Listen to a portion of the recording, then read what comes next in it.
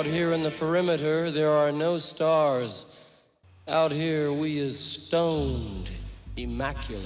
Hello and welcome. This is the C86 show. I'm David Eastaugh. As you know, we love a special guest. This week it's going to be Terry Reid. This is an interview I did last year, 15th of September 2024, when he was touring and coming to Norwich roughly around that same week. And after several minutes of interesting but casual chat, we were talking in detail about him staying with Peter J and the Jaywalkers, who live in Yarmouth. And from that little bit of conversation that he was telling me about, we get into the interview. So yes, it's really about where he was going to be staying and his early years, starting with obviously Peter J. And this is it. Terry, it's over to you. Well, I'm staying with Peter. We're staying at his house. Right. You're gonna. Yes. Yeah, every time I get in that neck of the woods, like Norwich or anywhere around there, I have to go and see Peter, and he'll come to the gig too. You know, it'll be great seeing him. I mean, God, it's always special seeing Peter. Yes, because during that kind of time, I mean, obviously, this was the kind of, you were very young when you joined Peter J and the Jaywalkers, didn't you? Weren't you? Yeah, I was about 12, I think. A bit older then. I don't know, actually not much more. I was 15 when I joined up with Peter. Yes, which was quite some sort of apprenticeship. Had you at that stage then left school at that point? Listen, well, I'll put it a different way. I didn't go back. No. We come up for summer holidays, as we do, right? And you have a decision to make. I was 15, right? So I could leave school if I wanted, take an apprenticeship or something, or go to college. And I had a grant to go to an art college to do pottery, to throw pots and my dad weren't too keen on that one. He says, yeah, that's a great idea. He says, there's a big calling for potters, you know. I said, he wanted me to be a mechanic, which I wasn't too keen on that, you know. Well, no. That wasn't my thing. He said, yeah.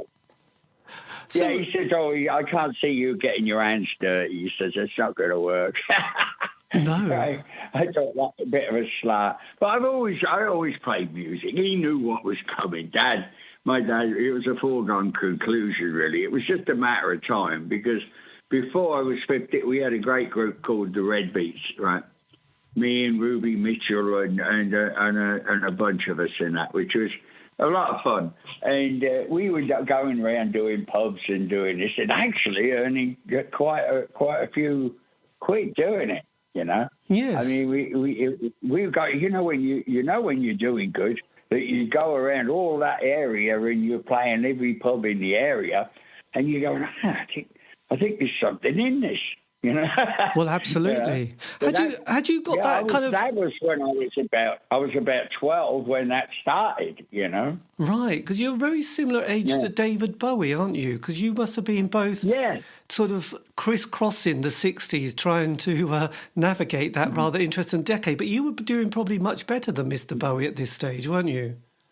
Well, you see, David, I know I talked to David about these things a lot. We always got on really well, and we come up with some pretty things to talk about. And when I first met David, really was at the Glastonbury Festival, right? And at that time, he had this big 12-string. I think it was a Hagstrom or something like that. Yeah, you know what guitar players are like. So he had this 12-string, and he was reading poetry, right, out there. Yes. And I couldn't quite get my head. I couldn't go, Traffic were on that with Steve Winwood and that. And I remember hanging out with Steve Winwood and watching all this going. I couldn't quite get a head around where this was all going, you know. And then later on, I got to know David real well. Well, when you looked at David's career and all the things that he would design songs. He was an art major in songs. You know what I'm saying? It was a totally different approach to music and art. It was more like somewhere between Broadway musicals and something else. Yes. You know, very contemporary. You know, very art based. And I don't know. To be honest with you, he's one of the few. I mean, John Lennon would take that approach later on. You know. Yes, absolutely. You know? And actually, that's. Yeah, go on. I was going to say, because obviously this is kind of my entry point to you and wanting to find out more about you was watching the Glastonbury films from 71, being kind of mesmerised with your performance with this. Half as much as I was. Oh, no, we were having too much fun up there, you know. And then Linda, right, God bless her, Linda Lewis, decided there was nobody planned anything at that time, you know. Everybody was just all getting loaded and doing whatever they wanted to do, which is it's quite good. That's what all that stuff was about, came out of. Yes. So Linda, I turned around. All of a sudden, I hear this. I always called her the canary on acid. Jesus Christ! I mean, I hear this. Where you behind me? What the hell is that? And I turned around and opened my eyes on the mic, and it's Linda. And she's wailing away, and I'm going, yeah, okay, what am I going to do with this? You know, it was all sort of ad-lib. Well, absolutely. Yeah. And I was going to say, because on drums you had Alan White, you also had on slide guitar, it was David Lindley. David Lindley, yeah. Which was an incredible band, yourself, and also the most amazing bass player as well, who... that's Lee Miles, yeah, I know. It was me and Lee put that whole band together from the beginning.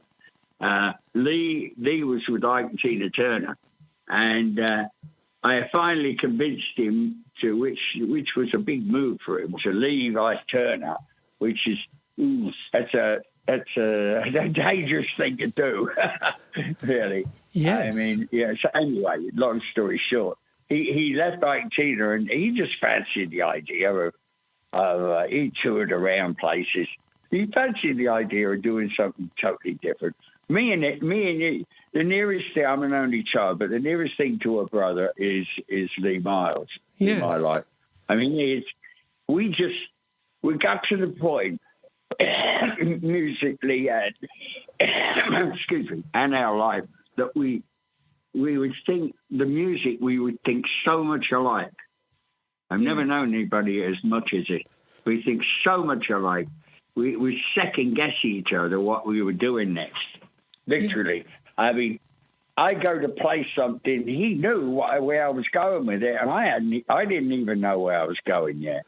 And the same happened the other way around. He'd play a note, and that would feed to me an idea. So all of it was a real sympathetic thing that we had. And then we started to live our life that way, thinking the same way about everything. Yes, well, absolutely. And then we decided, that's where we decided that David Lindley would be a great idea.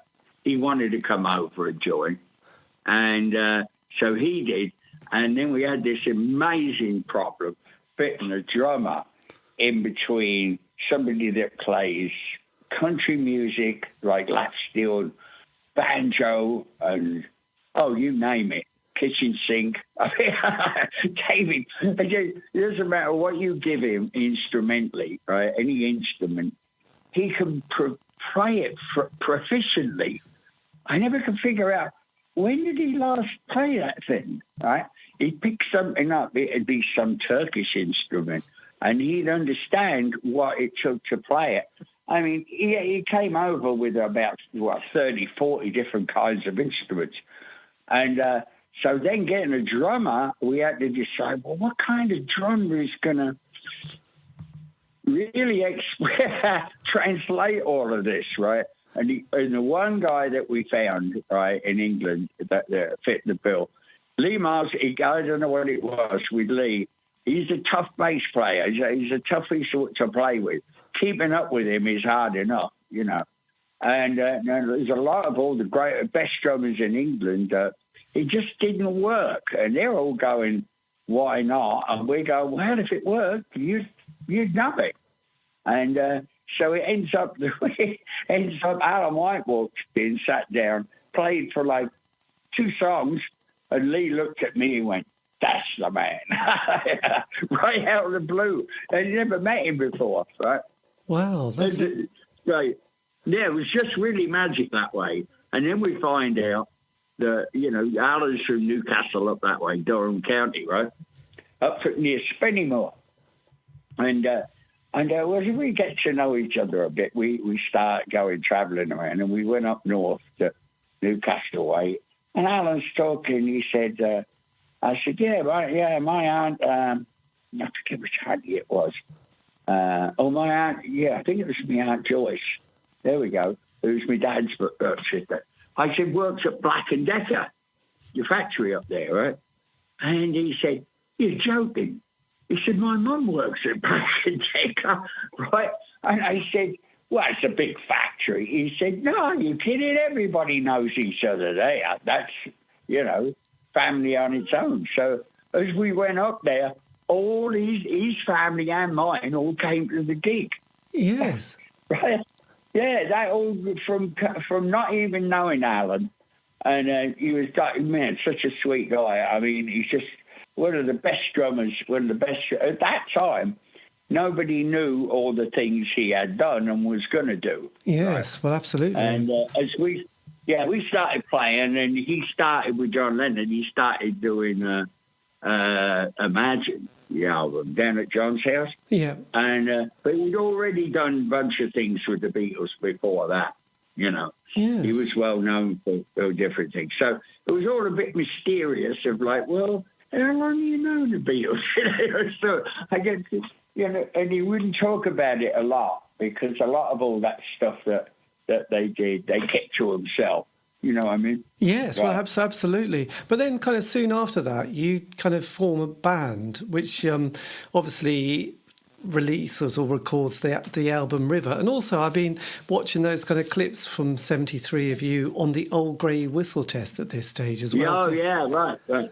Which is kind of quite, it's a real moment, isn't it? I know it's 50 years ago, but it captures a sort of sense of sort of, I don't know, it's a sort of an interesting sort of funk, groove, rock kind of vibe that you've got.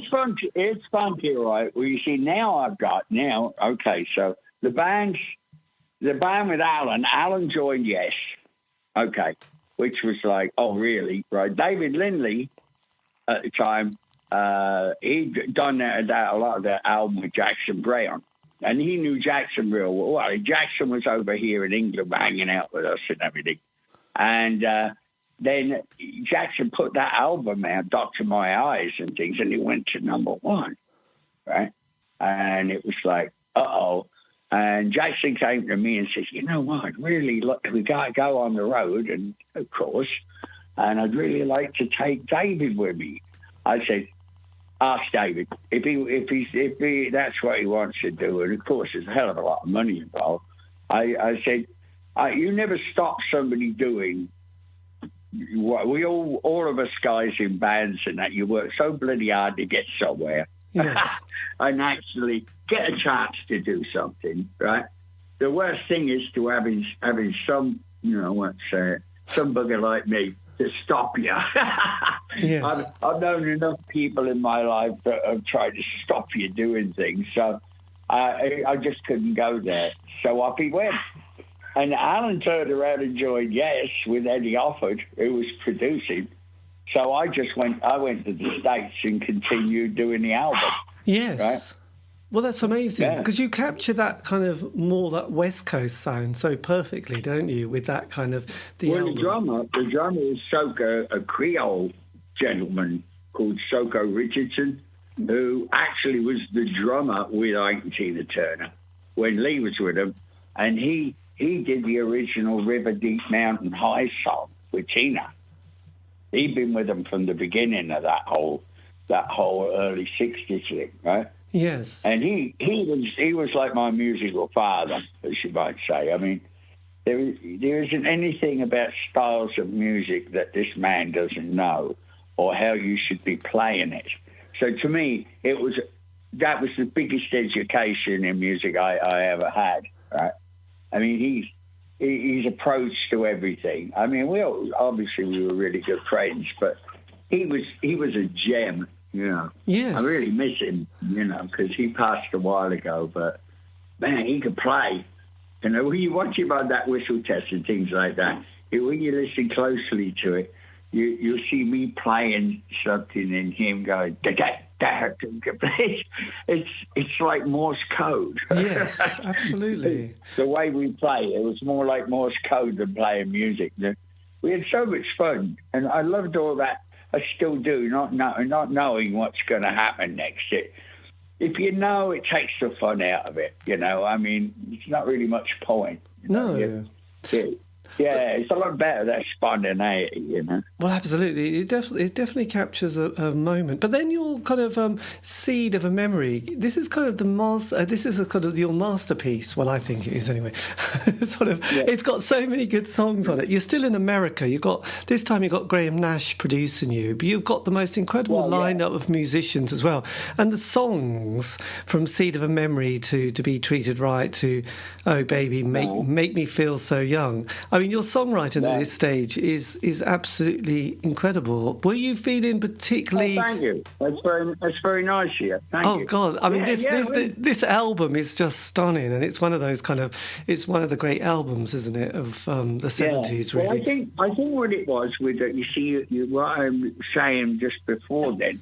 You get, as you're growing up, well, I don't know, I don't think I ever grew up really, but it's like, you know, you look at everything like you're a kid really with in music. You know, there's always that kind of thing.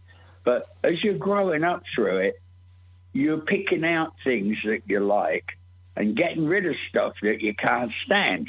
You know what I mean? You listen to the radio and go, oh, that's awful, turn it off, right? Yes. You become very opinionated about stuff. That's what creates a thing for you of a style or a direction to go in with the writing or the playing and how you play things, right? And what it was, I'd written all these songs living up in mountains. It was one big mountain up at the coast of California. And I lived out on my own, way up in the middle of nowhere, right?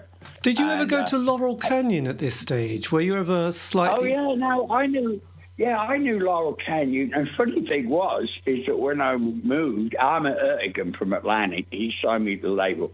And he said, come on to LA, I'll give you some money, you know, I'll set you up. And just hang out for a couple of months. He said, I don't want you to go in the studios and feel that you got to finish the album. And he said, hang out a bit, get used to it. Now, I'd been before, but now he says, I'll give it about 3 months or something.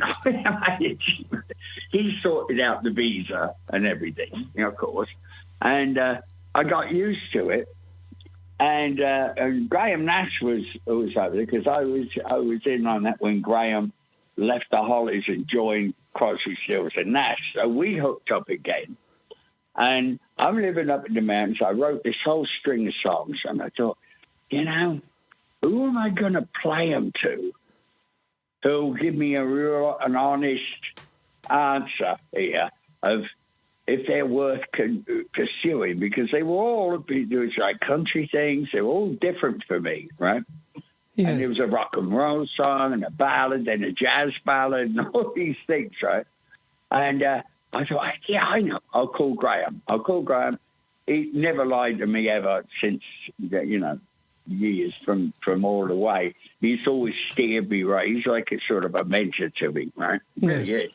And so I called him, and he said, you got your songs? Oh, okay. Well, yeah, get down here and with a cassette, something or other, and play them to me, and I'll tell you. So I went down and I played him the songs, and he went, really? You wrote all these? I said, yeah, absolutely. He said, right, so what we do, he said, let's get a record deal for you. I'll get you a deal with ABC. And he says, I've got a great idea. How about I produce it with you? And I looked at him and went, you're not pulling my leg, eh? Right? I went, He said, absolutely. I said, well, what do you think of the songs? He said, I love them. It's fantastic. He said, would I be going in the studio with you if I didn't? And I went, oh, okay. So next thing was that we did exactly what he said, because he could wield some things there. And we went with ABC Records, got a budget, a handsome budget to continue, and went in the studio. Most fun and relaxed doing an album that you would ever want to be. Right? Yes. And we're sitting there. Now, the other reason it was so great is the part co-producer of the thing was a gentleman called Al Smith. Now, Al Smith is, you name it. I mean, he'd worked with everybody like Sinatra to Barbra Streisand, and then in the day, he worked with Sam Cooke. He recorded a bunch of songs. Now, I didn't know all this. Right? When he told me he worked with Sam Cooke, I just about died. Yes. He said, what's wrong with you? I said, nothing, right? So I was wondering why he knew so much about microphones and could record your voice. God, he was always right, his choice and mic and everything. It was just fantastic. And then when you find out he recorded Sam Cooke, that takes that's a bit hard to get used to, you know. Well, absolutely. So we were in there. Yeah, we were in there. We had a ball, you know, every day. I mean, I didn't want a day off. I mean, it was, you know, I would take 2 days off. And Graham said, I said, well, yeah, well, can we go in? He says, I've got some things to do, you know, but, you know, can't be in every day. So we had a ball and we made that album. So that was you know, that was a lot of fun. Yes. I mean, being at the West Coast, I mean, I think as in this country, you know, obviously there'd been that heavy metal, glam rock, prog rock kind of stuff. But in the West Coast where you were, it was ideal for that vibe, you know, like Jackson Browne, the Eagles, Journey. Well, I'll be honest with you. I wasn't really sure what direction. I know I've always been that way. I wasn't sure what direction I was going in.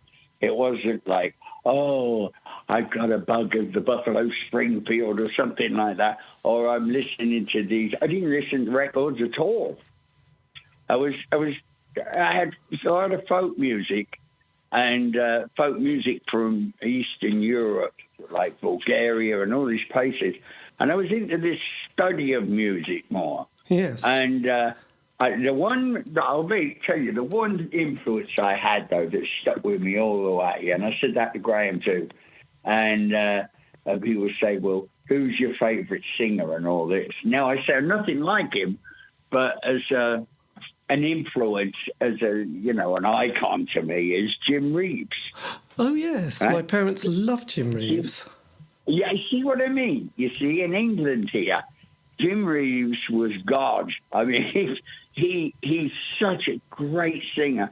And all the songs he would sing was that was real country back then. You know, that was the real deal.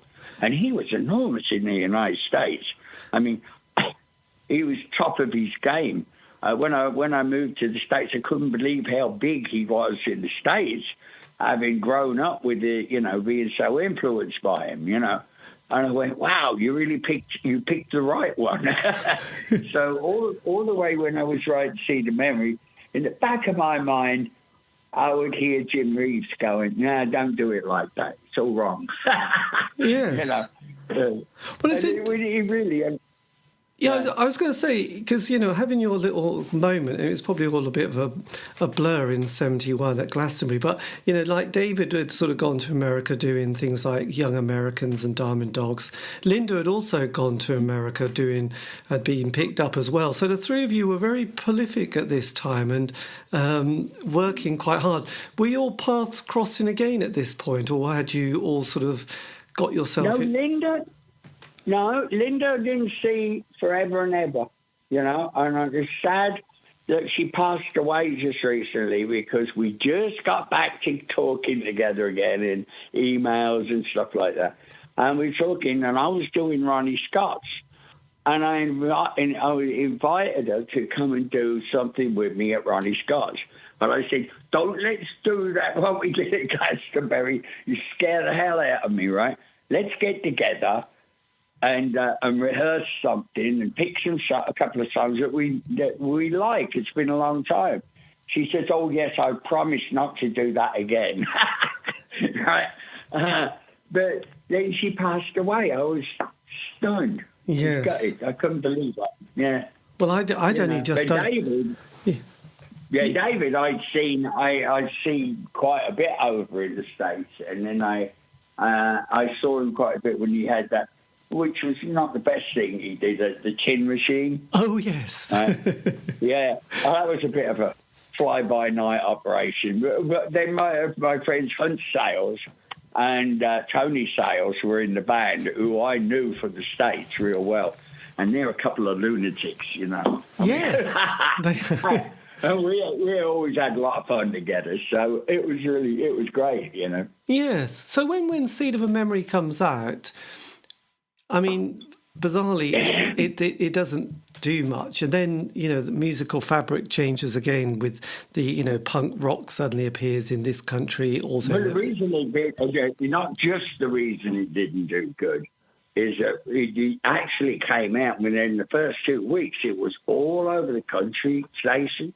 It was all over the R&B stations, and it was on the pop. It was just coming up the pop chart.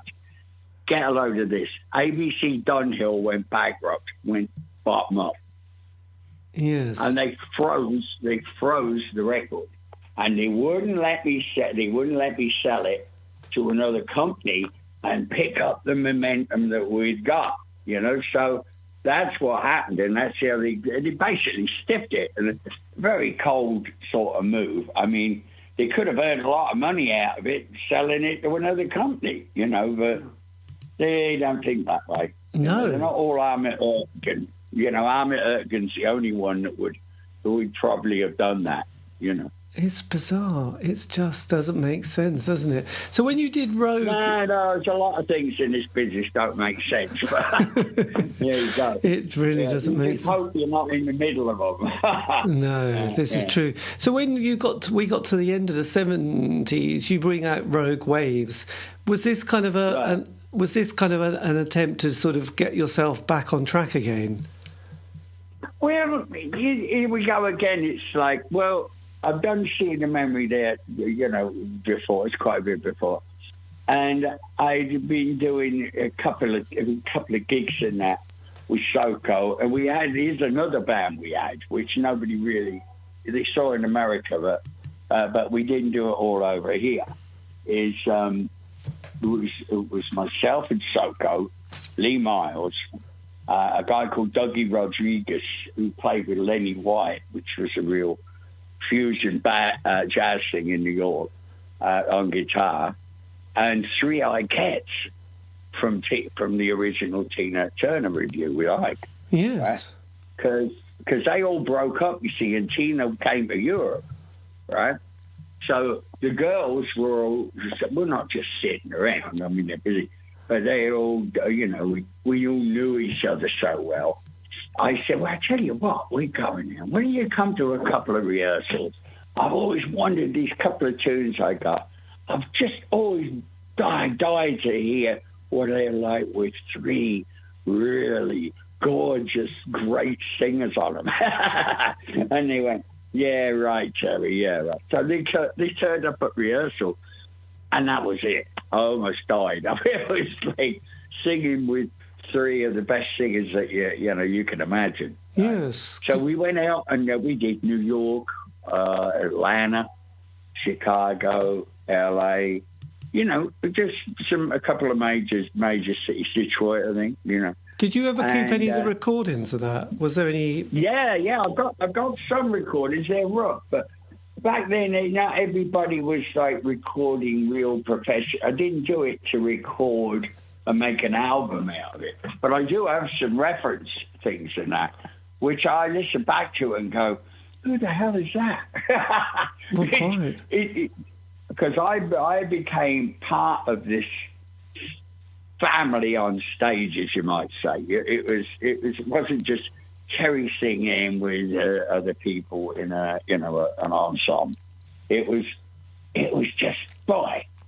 it was like having the Ike and Tina Turner review on stage. It's the only thing we didn't have was horns. Yes. Did you ever work with P.P. Arnold? Right. Yes, I know. Yeah, I knew P. I didn't work with her, but I've known P.P. Arnold since she was with Keith Emerson, with Nice. Oh, right. I know her back then. She'd already left Ike and Tina when I met her. But I know her when I was living in London, and she was playing with the group Nice that they had back then, with Keith, because I know all them guys. Yes. And she's lovely. I mean, she's fantastic. And we've swapped emails and things and communicate every now and then. She goes to Australia a lot. She works in Australia. Yes, because she brought a book out recently, and I interviewed her. But her stories of Ike Turner are quite grim, really, aren't they? It's not. Yes. Well, there's two sides to that story. Yeah, her story would be grim, and Tina's, it's pretty grim. But there's two ways of looking at that. There's not me standing up for Ike necessarily, because he could be a mean son of a what. Yes. But if people don't really go back enough, the movie didn't do him justice. So he was the first guy to produce and bring on and get on the radio in the South, like B.B. King, right? Yeah. A whole bunch of these of black artists from the South, blues players. He got them a career. You'd hear B.B. King talking about the first time I met Ike, man. He still no better, but he said, man, he sure could get things moving.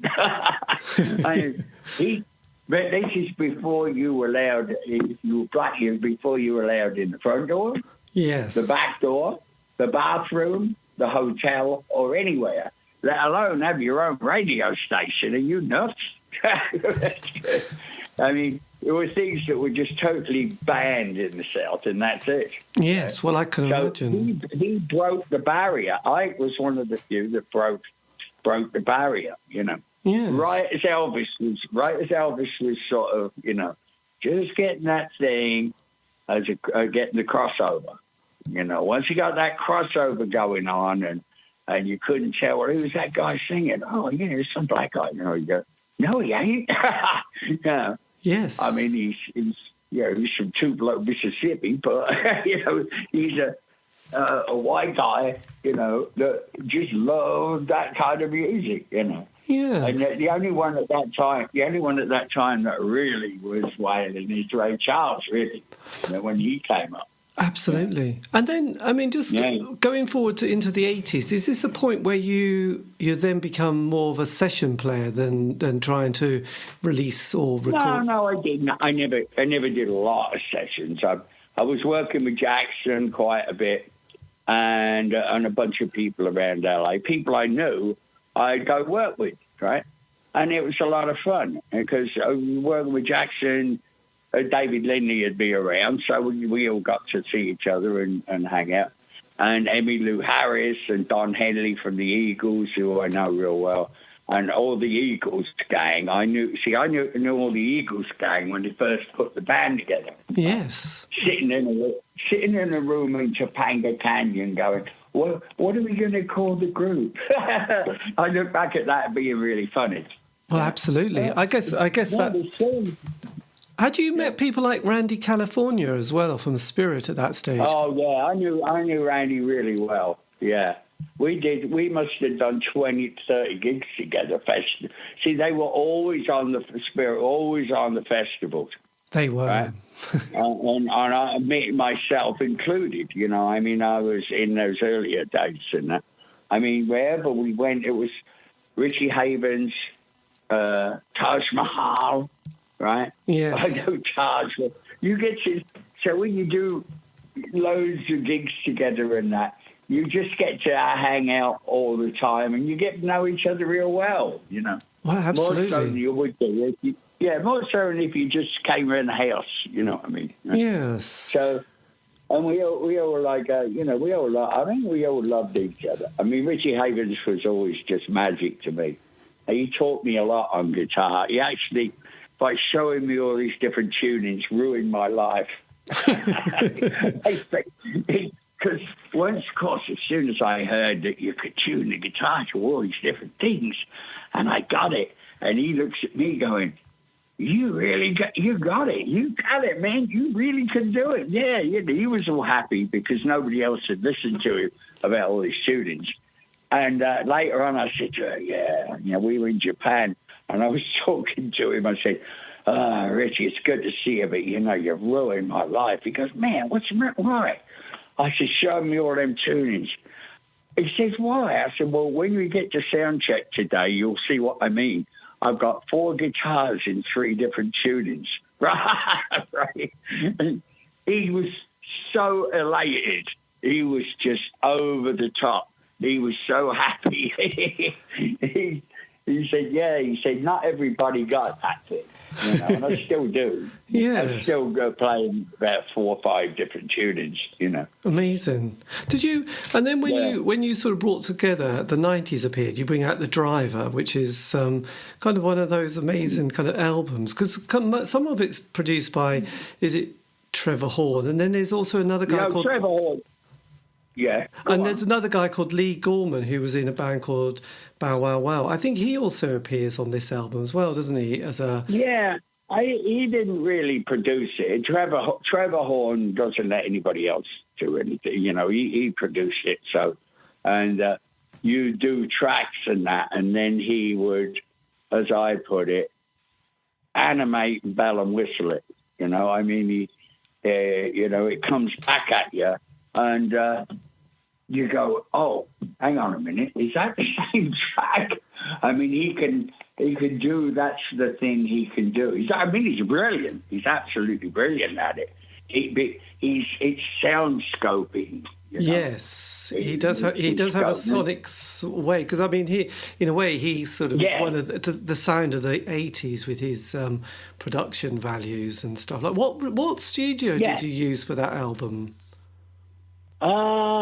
That's a good. Well, we were at Sam at his down Portobello Road. Right, so he did it. And at the time, and was he somebody that had come onto your radar, or was it the other way round? Well, I signed a deal with Warner Brothers with a friend. Well, I wouldn't say a guy, a gentleman that I knew his brother really well, right, Barry Dickens, who worked for Harold Davidson organisation, which was the agent that was the Kinks, and everybody was with Harold Davidson. I think Tom Jones was with him.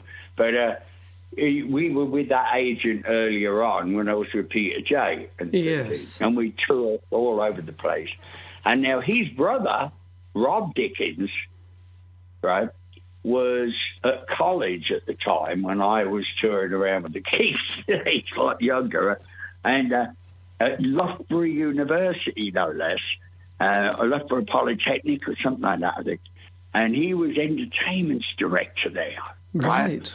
And so I got to know him there. And then one day, years later, like this Driver thing, jump forward to that, from 30, 40 years before that, I get a phone call, and he says, you don't know who this is? See, I said, well, no, you haven't told me yet. He said, it's Rob Dickens. And I went, Rob Dickens? Really? He goes, yeah, you don't remember me, do you? You don't remember all them times you didn't turn up at Loughborough and had me sweating bullets? And I went, oh, I know, Barry's brother. And I don't know, they always had a bit of a thing back then. They weren't, I don't know, they had some rough times sorting out something like that. Yes. So he said, yeah. And I went, oh. He says, "What? I'm living in Laurel Canyon at the time, right?" And he says, "I wanted to talk to you about something." He said, "Would you be interested in doing an album?" I went, "Yeah, that sounds like a great idea." I don't know what he's doing. And he said, "Well, I can do that." He says, "I'm head of Warner Brothers." I went, "Wait a second here, really?" Oh. He said, "You didn't know?" I said, "Well, no, I haven't read my Variety magazine this week." So it's something that I subscribe all the time. So he goes, "Yeah, we could put an album together." Would you be interested? And I said, absolutely. I said, so how do you want to get together? He says, well, I'm at the bottom of the hill on Sunset Boulevard. I could pop up now and we could square it all away. I went, you've got to be joking, right? And so he really got me at it. He was just at the bottom of a restaurant, the bottom of the hill where I live. He was there in 20 minutes. It was in my house and put the whole deal together. So he run the whole thing. He wanted to make the album. And he said, look, I tell you what, things are, they always change, Terry. You know, there's different music and different things and different ways of making albums. Would you be up for, would you be up for having a producer, like a nail producer, somebody who's producing a lot of records now? Would you be against that? And I said, actually, with the kind of money you're talking about spending, I'd insist on it. It's like, forget all that. Well, I'd like it like this and I'd like it like that. And hey, whatever. If you're going to take that sort of charge and do a proper deal and really get behind me, he's a lovely guy. He's really a very special guy. And if you're going to really back me that much, it's your call. And I'll say, in a digital world, which is a whole new task, I'll jump in. I can sing, that's all you really need me to do, and write songs, and we'll go from there. So that's how that happened, and he picked Trevor Horn. Wow, right? That is extraordinary. Yes, because it's just like that. And like Tommy Cooper said, just like that. Boom. And we were started making an album. The only funny thing was, I was on the phone and I get my mate Alan White calls me, and how you doing? He says, I heard you were going to start making an album. Who are you making it with, right? And I went, well, Alan, I don't know what you think about this, because I talked to Alan about the Yes album they did, whereas with Ahmet Ertegun, the owner of the Lonely Hearts thing. And then Buggles, wasn't it? Yeah, but it was mainly that album, with Atlantic, the owner of Lonely Hearts, but they hadn't done that yet. But they did an album on their own, and they handed it into Ahmet Ertegun, and Ahmet goes, nah, I don't like any of it. Right? They've spent an absolute fortune in the studio because they're a big, big group. And Ahmet didn't like it. He said, no, let's scrap the whole thing. Let's go back in. I want different songs, and we need a hit. He said, because, otherwise we'll never earn the money back. Right? It's logic. But Ahmet's that kind of guy. He can make it happen. And so he put them together with Trevor Horn. Well, it ended up, they finally got that owner of the Lonely Hearts, right? Trevor told me the story too, right? But it cost millions. It cost a lot of money, put it that way, right? Because they'd already spent what you would spend on an album. Now they're going to do the whole thing again and spend more than what they spent before. Oh, it broke all records of what you spend making an album. Yes. Alan had told me this whole story, right? And everything. I said, well, I don't know what you're going to think about it. He says, well, who's producing the album? Right? And I said, your buddy. He says, who's that? I said, Trevor. And he goes, oh, no, you didn't. He says, oh, no. God, it's going to cost so. I said, look, don't get me any more worried than I am after your stories. But Rob's doing it, so it's up to Warner Brothers. They got to figure it out. So, but Alan, I thought he was going to pass out on the phone when I told him we were doing it with Trevor. But it worked out. It worked out great. It was a very interesting album. Yes. And I got a great thing about it, too. I got a chance to work with Hans Zimmer, who was a brilliant artiste. I mean, he really is, I mean, he does every movie out there now, but he's one of those real characters within that whole movie situation, right? Yes. And being in the studio with him, is it's like you've seen Star Trek before, right? You know, on TV, right? Yeah. Well, they haven't got nowhere near the equipment that Hans has got. It makes Star Trek look like a garage studio, I tell you. Yes. You walk in and the walls are lit up with all these flashing lights. It's just... And he's got a team of about 6 to 8 people that are all synced in working things. It's pretty phenomenal, you know. That's interesting. And then, I mean, once that album then comes out, where do you then sort of head your next direction, you know, so to speak? Where do you go there for the rest of the 90s? Well, Rob left Warner Brothers, and they didn't pick it up to run with it. There we go again. You never know, right? They didn't want to, the next person in charge didn't. They wanted something they wanted to do. That can happen a lot too. So they didn't want to run with it. So the next thing is I just, I don't know. I thought I'll just start writing for a while and leave it alone for a bit, you know, and you know the illusion of. In between there, you did mention Rogue Waves, which I didn't. Is that was all done in the studio with the Beach Boys. I'd known the Beach Boys for so long, touring over here and all that. I got to know them really well. Then when I went to the States, I got together with them a lot. And they gave me their studio at such a price you couldn't believe, right? It was really sweet. Carl and them, they just was so good to me. And so I did I had 3 months in their studio there where they did Good Vibration, did God Only Know, all those songs that you love, right?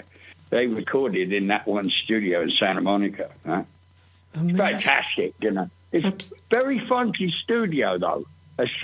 You know, people talk about studios, they're all glitz and gleam and bling and everything, right? But like the Hit Factory and things like that, where they used to make records, were more like an office. You can't believe all them people even got in there.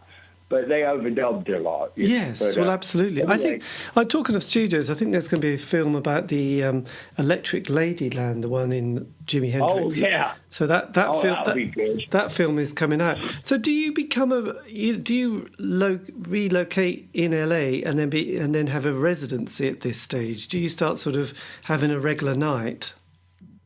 Yeah, well, I did what we did. Yeah, you got a point there. You probably heard about the joint that we did. This place called the Joint. It's myself, Waddy Wartell, who plays with Keith Richards, but it's not just that. You would know that's more current. Yeah. But he started off playing with Linda Ronstadt. He's one of that original, wrecking crew, right? You call it, right? You know, sort of. And he was Stevie Nicks' right-hand man as well, wasn't he? That's right. He still is. When Stevie goes there, she don't go anywhere with that, right? But he played with Jax. He played with James Taylor. Yes. He did a lot of great stuff with James Taylor, acoustic and stuff. He's a phenomenal guitar player, right? He's the big cheese on that. If you need a guitar player that can do anything, right? He's the guy. He's really, he's a good friend, you know. I mean, I'm not just, because I know him, so I'm not just blowing. But we got together, a friend of ours who I really miss because he's so funny.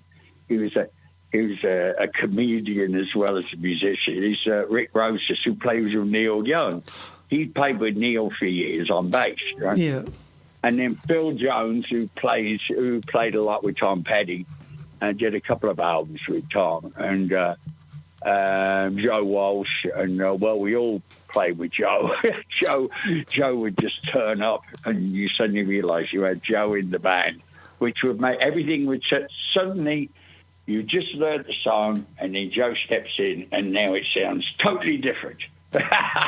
Just because he's playing guitar, because he's got such an identity on guitar. He can play 3 notes, and you know it's him playing. So if he doesn't come at the gig and play, you have to reform the whole idea of how you're going to play the song. That's how strong he is, you know. So we had this band together, and we had Joe sort of came along and played a lot. And there's a club in LA, and the guy running in it said, "Would you be in? You guys all together. Would you be into playing a Monday night?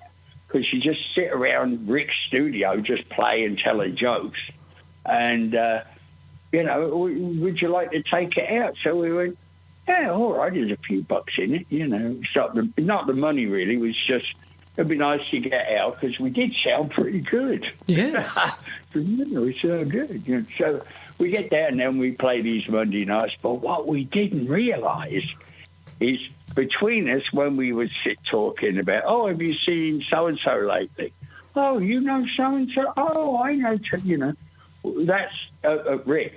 We didn't realise all that would come to pass. As soon as we started playing the Monday nights, whenever any of these people that we know, which is hundreds, Roger Daltrey, Donovan with me, Keith Richards with both of us, yes. Right? And it's just a myriad of, and some artists that we did, like Leo Sayer. I never knew Leo Sayer. He's a wonderful guy. What an absolute wonderful guy. I mean, I told him, I said, God, I wish I knew you a long while ago. He was such a lot of fun. And all these people would turn up and want to get up and do a song.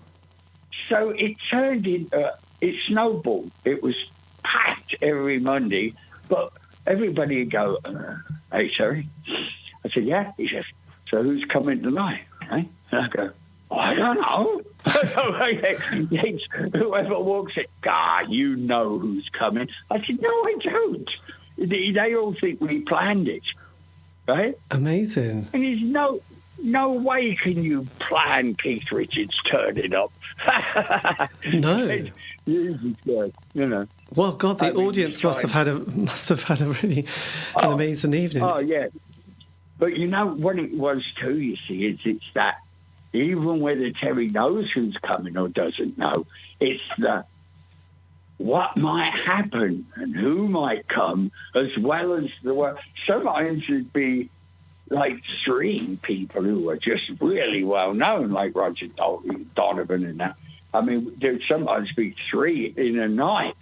It wouldn't just be one person, it's whoever's in town. So, it's, like I said, we never planned it. And we're all shuffling around in the dressing room it was a kitchen, actually. Yes. We were all shuffling around there, which songs we knew, I mean, I loved it with Roger Daltrey because he turned around and he goes, well, whose songs do you really know other than Can't Explain, which is just easy, right? Yes. And both me and Waddy at the same time looked at each other and went, the kids are all right. And Roger went, you know that? you know all those lyrics? I said, yep, sure do. So I got that was a real idea, singing the harmony with him and singing it double with all those lyrics, Fantastic. And he's looking at me going, I can't believe you know this thing. He said, God, it took me long enough to learn it. Yes. So that was quite a gig. So then is it the case then to keep everything rolling? It's kind of playing live shows, doing tours, just kind of literally. Well, I don't know. I've been writing. I mean, I've been in the studio working on some things, but like I said, you never know what'll happen with it. I mean, it'll turn into an album, but these days, what to do with it, with what with downloads and what with this and what with that, is you've got to look at it don't look at it like you're going to get rich, right? Don't look at things that way with the music anymore. Don't do that, especially from my, demographic, is what you might say. Do it as a gift. I always looked at it like, I had a saying that, once you finished an album, you realise it's not yours anymore. No. I tell younger lads, and they go, what do you mean? He said, well, why did you make the album in the first place? Well, like songs and the band's real good and, we look good and, we earn some money. I said, no. Didn't you make the album to give away, to sell? I go, oh, yeah. I said, otherwise, how are you going to earn money? Huh? They go, right. I said, but what you're missing is you're giving it away to people as a gift, right? You don't own it anymore. Once you release it, it's gone. Say goodbye to it and work on something else because it just ain't yours anymore. Yes. And then you think about it. That's why you make it in the first place, right? So it's sort of ironic after all these years that it's come around to that's all you can do now is to make the music, have fun making it. Don't think about all that other stuff because, it'll put you in a bad mood. Because, I mean, really will. Because even the young guys, I feel sorry for a lot of them. It's much of a struggle anyway, Yes. So it's a gift. Do it as a gift. Put it out there, and then who knows what'll happen? You never know. Yes, absolutely. With your set list, I saw one from last year, which you had. Does that change much? It sort of starts with "It Makes No Difference," "Faith to Arise," finishes with "Seed of a Memory." Do you chop and change much of it around, or does it stick? Yeah.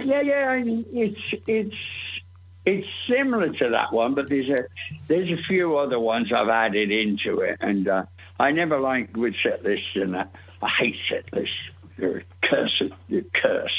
I mean, you get on there and you look at the audience and you go, this ain't going to work at all. No. You look down at the set list and go, oh, no. They're not buying into this one. So you switch things around according to what they look like and the mood they're in, everybody's in out there. Because you're playing to them.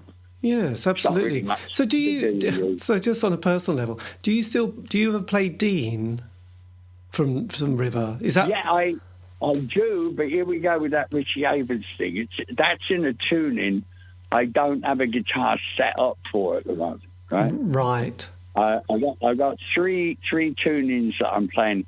I mean, I can't have all 5 tunings that I play in on stage. I mean, geez, it look like Gibson's showroom. Yes, absolutely. It sort of looks like that now, but if people go, why do you need all them guitars? I'll say, well, if you pick them up and play them, you'll see. Yes. They're all in different keys and things. Is that the same with the track from Seed of a Memory, the Make Me Feel So Young, Ooh Baby? Is that one that's also... I do that one, yeah, with the band, yeah. When we're in London and that, and I won't do it in Norwich and that, but that's a mechanical song. That's like any time you get one of those songs, I wrote it I did all the parts on the record myself. I put it together like a jigsaw. So it's like an engine. It's got all these different parts that are moving around that make it as a whole work. And if you're missing one of those parts, you immediately know something's missing. I mean, I do, the band does. So I do it with the band, and it's really great. We did it last year at the Jazz Cafe, and everybody was singing it. I thought, God, geez, what's going on? How did they know that song? It just didn't dawn on me, and I hadn't played it in a long, long time, right? But we got them all singing it and everything. God, I thought I was in Oasis.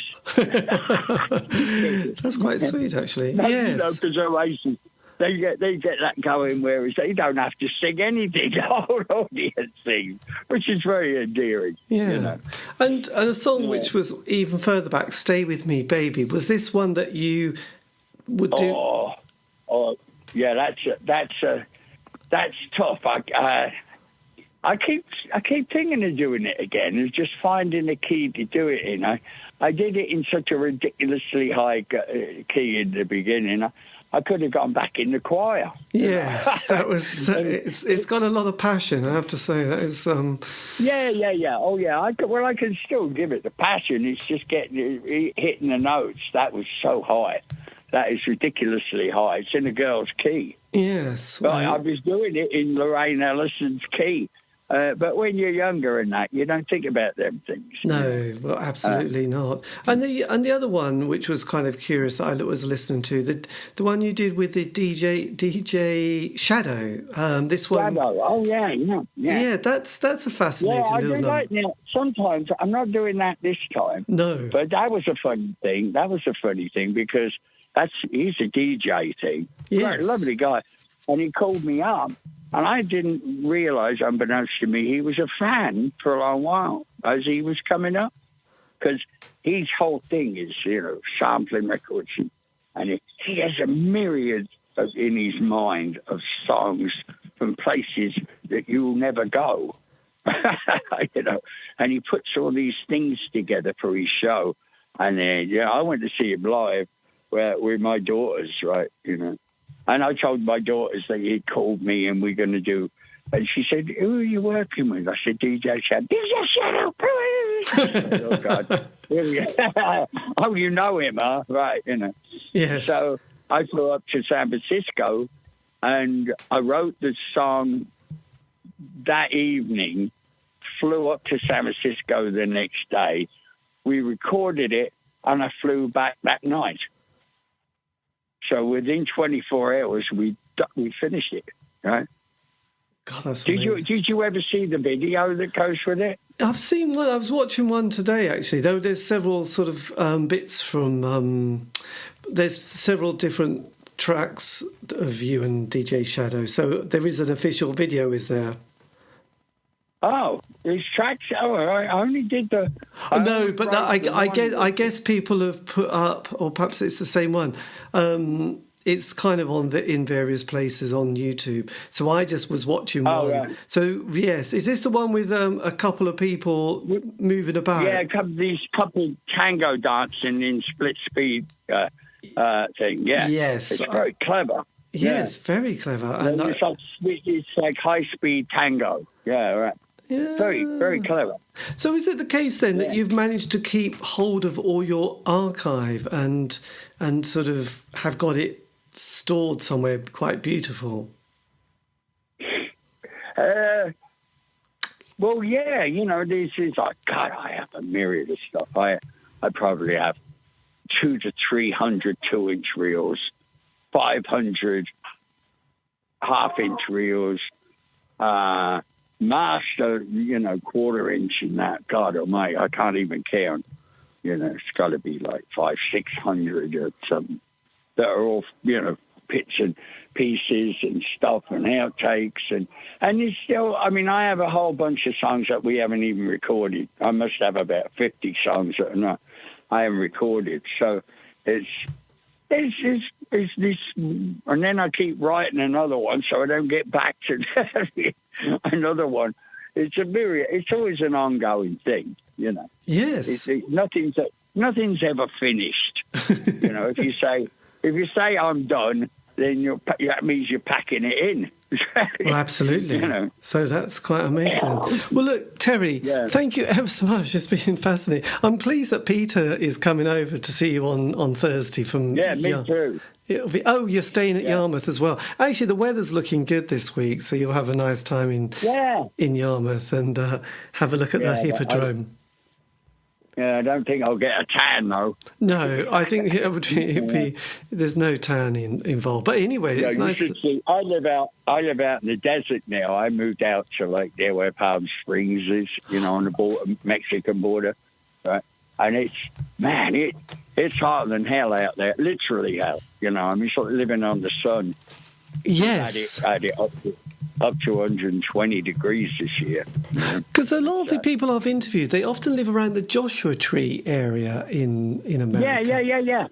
Yeah, that's just a bit higher up than me. That's 2,000 feet up above I live on the desert floor, so that's why it's hot. But it's still hot up there. Joshua Tree's beautiful, Yes. That's very, very ancient sort of land up there. Well, I know they love. So, but the Palm Springs is very near the Joshua Tree as well, though. You've got 29 palms. 20 minutes. 20 minutes from there, in Pioneer Town. We play a club up there. It's an old cowboy bar, right, called Pappy and Harriet's, right? Yes. I played it loads of times, but that's really a lot of fun. It looks like it's falling down, right? There's bricks missing out of the wall and everything. When Paul McCartney was out there, they did a trip out in the desert called Desert Trip, and it was him and Dylan and Neil Young. Oh, it was amazing. Roger Waters and anyway, it went on and on and on. And Paul heard about this Pappy and Harriet's, and he went up there, and he went, oh, he can't get that cabin out of his head, you know. He loves a club. Yes. Right? Every now and then he's got to go play a club because that's what he hears in his head, you know, from the past. All those stadiums and that, you get no feel of reality with those things. Yes. Right? So what town is Pappy and Harriet's in? Yeah, that's in up near Joshua Tree, just before you get to Joshua Tree. It's called Pioneer Town. Pioneer Town. Like, they were all copper mines up there that run out, and they just left the things there, and they built this cowboy bar. They built in like the 40s or 50s, and all that area was owned by Gene Autry, you know, the cowboy stuff. Yes. And Roy Rogers. What they did, they made all those cowboy movies up there. They fly in on small planes and make the movies. And he owned the land, and he'd basically send himself a bill. That's a great way of working. You know, you sort of pay yourself, you know. Really? Yes. Oh, that's interesting. Yes, I see because we often would fly into Vegas, get a car, and do a road trip. So that area I really like. There's Joshua Tree, Death Valley. You'd love it up. You got when you're over, you definitely got to go up to there. You know, that's it. And they do the best ribs and brisket and steaks, if you like that kind of thing. Yes. I mean, I see. Vegan nightmare, but I would imagine, yes. So you've got, I see. You've got Pioneer Town. I've got that now. Oh, yeah. I've got a map up, actually. No, there you go. I thought you would, yeah. Right. Oh, Papa and Harriet's. Yeah. So there you have it. Oh, no, you'd love it. You'd love it, yeah. It's really... It gets packed on the weekends. Oh, people, they travel for miles, and some of them... when we played it, we had like over 300 people this one night in there. And I couldn't believe it. And it was sold out thing. We wouldn't let other people in. And I felt a bit bad about that. So we opened the windows on the outside. It was a real hot night, right? And I opened the windows, and they were all looking through the windows. It was surround sound, right? Yes. But it was like, I mean, some friends of mine that work at Costco, big, you know what Costco is, big department store. Yes. You know. So it's like a Tesco gone wild, right? Yeah. But anyway, a whole gang of them came. So I'm like doing shout outs to Tesco and sort of kind of Costco and all. I'd like to do this song for my friends from Costco. We have a lot of fun up there. It's sort of everyday thing with everybody. It's not glitzy or anything. And Paul McCartney did it. And, man, you couldn't get near the place. You know, I mean, oh, mate, you went nuts. Yeah. Yes. Well, I was just looking at their lineup of bands and stuff is quite amazing, actually. Oh, I'll check that out. I will. Okay. Well, look, this is very interesting. So this is your home territory up by... Yeah. That's only 20 minutes from me. I'm on the lower desert, flat desert, like just on the way before you get to Mexico. Right. Yeah. There's oh, yeah, I can see. Yeah, Palm Springs Art Museum. Yeah, well, that's Palm Springs. I'm near Indian Wells, like a place called La Quinta, which is all very Spanish, you know, like it's getting really close to the border. And they're all date palm orchards and that. It's really, God, it's gorgeous. Well, I would imagine. Real clean. Yeah, I really love it. Oh, Indian Wells, I've got you. There you go. That's where the big tennis stadium is before they come to Wimbledon. Right. So, right. God damn. Yeah, so it's just fabulous. I mean, I love it out there. Coachella's on your doorstep. Yeah. Oh, it is. I can hear the bass right on a good night if the wind's right. In the distance. That's all you need is to go to bed hearing Roger Waters' surround sound, you know. Yes. Absolutely. Yeah. No, I was talking to somebody the other day who, I can't remember, he was in a band with Nick Lowe, Brinsley Schwartz, who lives in that area. And he said, oh, I know them, yeah. And he was saying, sometimes Nick will come down, and it's like a really small place, but you think, oh my God, these two legends of music are just popping around doing their thing. So yeah. Amazing. Yeah, I know Nick real well. I know him real well. Yeah. Well, look. Yeah. Thank you. And Jake the Snake. You remember Jake the Snake? I don't know what happened to Jake, if he's still around. Jake the Snake? You know, the manager. Oh, right. Yeah. Oh, yes. He on Stiff Records. Yeah, he was Ian Dury's manager, too. Yeah. He's still alive. Yeah. Yes, he's still there. Is he? Yes. Oh. Yeah. I gotta get hold of him, you know, because he used to come to all the gigs. I haven't seen him in quite a while. Jake, there's Jake Riviera. I know. I made him pay to get in. Maybe that's what it was. Yeah, probably put him off actually. But anyway, it's all good stuff. All right, mate. Look, I'll see you on Thursday at the Arts Centre. Oh, lovely. Okay. Look, fine. It's been fantastic. Well, thank you ever so much, Terry. Take care. You're welcome, mate. See you later. Bye-bye. Bye-bye. Bye. And that was me in conversation with Terry Reid, talking about his tour last autumn of 2024 and coming to Norwich. This has been the C86 show. David Eastaugh. If you want to contact me, you can on those social media platform sites. Have a great week. Stay safe.